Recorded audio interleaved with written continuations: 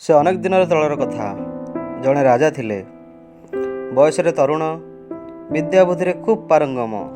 सेतिकी नुहे, बाहुबल भी तांको समतुल से राज्य में केही नथिले। आ धन संपद राजा को बा क्यों प्रजा बड़ी जीव। दिन बेला रथ रथ राजा तांको बगीचा भितर बुलुथिले। साथी थिले मंत्री। मंत्री महाशय बुढ़ा लोक आ बड़ ज्ञानी भी। बोलू बोलू राजा कहिले, गोटाए कथा पाई मु बड़ सुखी। मो आगरे केही लोक कौनसी विषय बड़े करि नाही।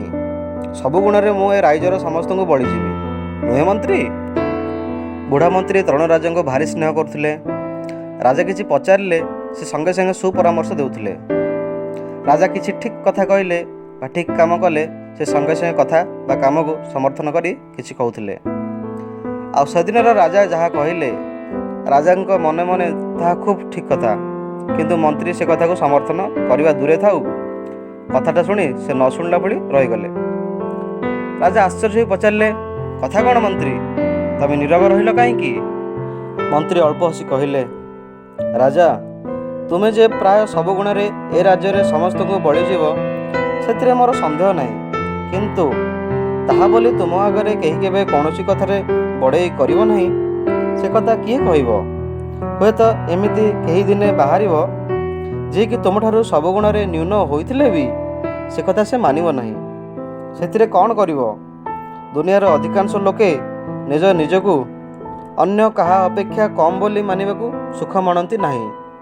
कौनसी निर्बोध जेतेबेले कौनसी कथा बड़े करिवो सेतेबेले किछि न कही बा न करी चुप रहिजिबा विज्ञतार काम, नहेले निजर शांति नष्ट हेबो। मंत्री कथा कहउचंती एतिकी बेले गुंडुजी मूषाटीए काहीं थिला डेई डेई आसी गोटे मार्बल स्तंभ उपरे चढ़ी जाई बसिला। गुंडुजीटी केउठारु केजाणी गोटे पैसा गोटाई आनिथिला। राजा और मंत्री जेपरी देखिपारे सेहीपरि भावरे से तार आग गोड़ दुईटी साहाय्य पैसाटी उपरकू टेकी धरला। राजा कौतूहली होई ता आड़कू चाहीं रहिबार देखि लांज फुलाई गुंडुची गीत बोलिला, मोर अछि एतिकी धन राजार अछि केते, देख केमिति ईर्षा भरे अनाए राजा मोते। ए गीत शुणी राजा चिड़ी गले। मंत्री राजा मनोभाव लक्ष्य कले, किंतु से किछि कहवा पूर्व राजा गुंडुची आड़कू झपटी गले। गुंडुची पलई गला, किंतु पैसाटी खसी पड़ला। राजा ताकू गोटाई नहीं पकेट्रे पुराइला और मंत्री आड़कू अनाई संतोष भरे हसिले। मंत्री किंतु हसिले नहीं कि किछि कहले नहीं। से रातिरे राजा और मंत्री आखपाख देश मानकर केते जण राजदूतों सह बसी बहुत बड़ बड़ कथा आलोचना करुथिले। हठात सुबिला सेई गुंडुचीर गीत, एई घोषणा करिबी मुहि कंठ उच्च करी, मोहरी धने देखाए राजा एडिकी बाहादुरी। दारुण क्रोधरे राजांग रक्त तातीगला, किंतु सम्मानित राजदूत माने सेठारे थिबारु से कौनसी मते क्रोध चापी रहीगले। गुंडुची स्तंभ को डेई डेई बारंबार सेई एका कथा कहिला। राजदूत माने आश्चर्य होई ता कथा शुणिले, किंतु काले राजा किछि मने करिवे सेथिपाई से माने भी नीरव रहिले। राजदूत माने अतिथि निवास को चली जावा मात्रे राजा और पाख लोक गुंडुची को खोजिया पई लागि पड़ले। क्रोध राजा रातिरे भल भाव शोई पारे नहीं। प्रभात हैला। सबुदिन सकाळे दिन दुखी को दान देवा राजांकर प्रथम काम थिला। सेदिन से दान देउछंती एतिकी बेले गुंडुची अल्प दूर देखा दे बोलिला, मोहरी धने जाणु दुनिया राजा देखाए दाता पणिया। राजा गुंडुची को गिरफ्त करिया पई हुकुम देवा बेलू से अंतर्धान हो जाइतिला। राजा दांत चापी अन्य काम मन देले। किछि समय पर राजा भोजन करिया बसुचंती एतिकी बेले गुंडुची झरका सेपट को उंकी मारी बोलिला, देख हो राजा मारुछि मजा, मधने खाई राबिड़ी खजा। राजा को एड़े खराब लगिला जे से कणाए भी खाद्य पाटिरे दे पाले नहीं। परिचारक परिचारिका माने चारिआडे धाँ दौड़ कले गुंडुची को धरिया पई, किंतु गुंडुचीर लांज भी मिलला नहीं। रातिरे भोकिला राजा खाइबा को बसुचंदी। गुंडुची सीधा तांको आगू आसी से गीतटी बोलीदेला। राजा तांको जीवन रे केबे निजको एड़े असहाय मन नथिले, किंतु गुंडुचीर पैसाटी बाहर करी ता आड़कू फोपाड़ी देले।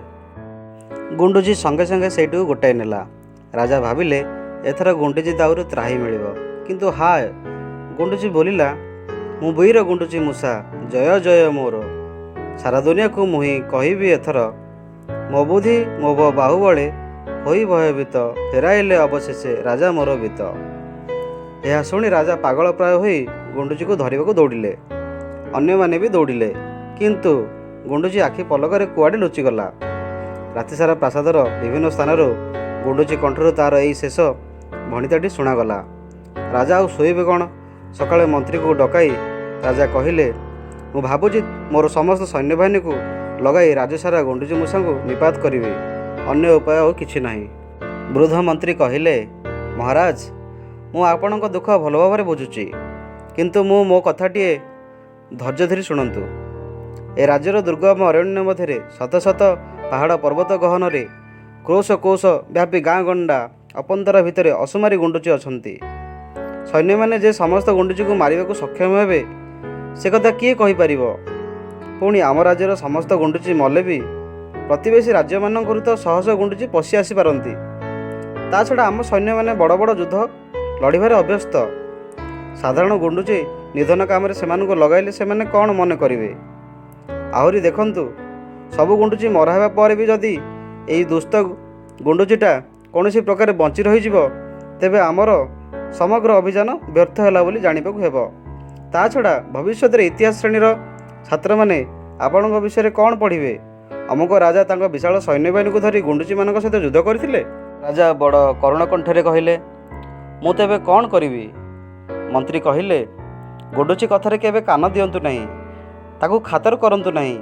ପ୍ରଥମେ ଯେଉଁଦିନ ଗୁଣ୍ଡୁଚିଟି ବଗିଚାରେ ଆପଣଙ୍କ ଆଗରେ ବଢ଼େଇ କହିଲା, ସେଦିନ ଯଦି ଆପଣ ବିରକ୍ତ ନ ହୋଇ ତା କଥାକୁ ଉପଭୋଗ କରିଥାନ୍ତେ କିମ୍ବା ଅନ୍ତତଃ ଚୁପ୍ ରହିଯାଇଥାନ୍ତେ, ତେବେ ଆପଣଙ୍କୁ ଏତେ ଯନ୍ତ୍ରଣା ଭୋଗିବାକୁ ପଡ଼ିନଥାନ୍ତା। ଯାହା ହେବାର ହେଲାଣି, ଆପଣ ଏବେ ବି ଆପଣଙ୍କ ଦୃଷ୍ଟିକୋଣ ବଦଳାଇ ପାରନ୍ତି।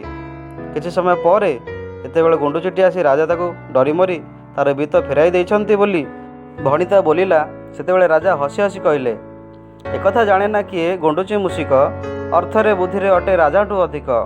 ଯେହ୍ନେ ଅଟେ କୁକୁଡ଼ାର ହାଇର ଆକାର ବିଶାଳ ସମୁଦ୍ରଠାରୁ ନିଶ୍ଚୟ ଦୀର୍ଘତର। ଗୁଣ୍ଡୁଚି ଏହା ଶୁଣି ଏଡ଼େ ଖୁସି ହୋଇଗଲା ଯେ ରାଜାଙ୍କ ଚାରିପଟେ ବହେ ନାଚିଲା। ତାପରେ ଡେଇଁ ଡେଇଁ ଯାଇ କୁଆଡ଼େ ଅଦୃଶ୍ୟ ହୋଇଗଲା। ଆଉ ତା'ର ଦେଖା ମିଳିଲା ନାହିଁ। ସନ୍ଧ୍ୟାବେଳକୁ ରାଜା ତାଙ୍କ ମନ୍ତ୍ରୀକୁ କହିଲେ, ବାସ୍ତବିକ ତୁମେ କେଡ଼େ ସତ କଥା କହୁଥିଲ। ଭିଡ଼ିଓଟି ଯଦି ଆପଣଙ୍କୁ ପସନ୍ଦ ଲାଗିଥାଏ ତାହେଲେ ଭିଡ଼ିଓଟିକୁ ଲାଇକ୍ କରିବେ, କମେଣ୍ଟ କରିବେ, ସେୟାର କରିବେ ଏବଂ ସବସ୍କ୍ରାଇବ୍ ଜମାରୁ ଭୁଲିବେନି। ରହିଲି, ଜୟ ଜଗନ୍ନାଥ।